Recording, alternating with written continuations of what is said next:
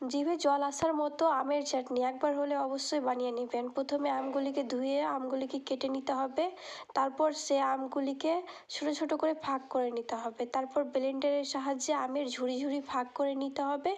দেখুন কি সুন্দরভাবে আমের ঝুরি ঝুরি ভাগ হয়ে যাচ্ছে। দেখুন, দেখে জিভে জল চলে আসে।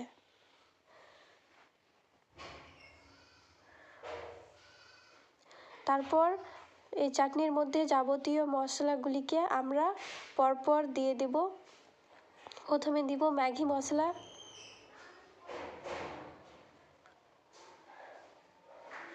তারপর দিয়ে দেব জলজিরা মশলা,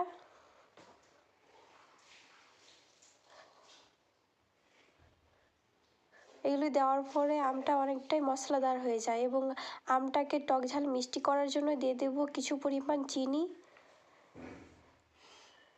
দিয়ে দেব জিরা মশলা যাতে আরও মশলাদার হয়ে যায়।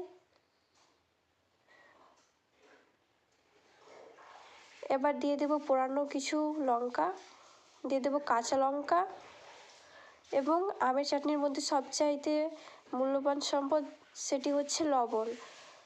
একটু বেশি পরিমাণ ছিটিয়ে তারপর কিছু পরিমাণ কাঁচা লঙ্কাকে আমরা বেটে নিব।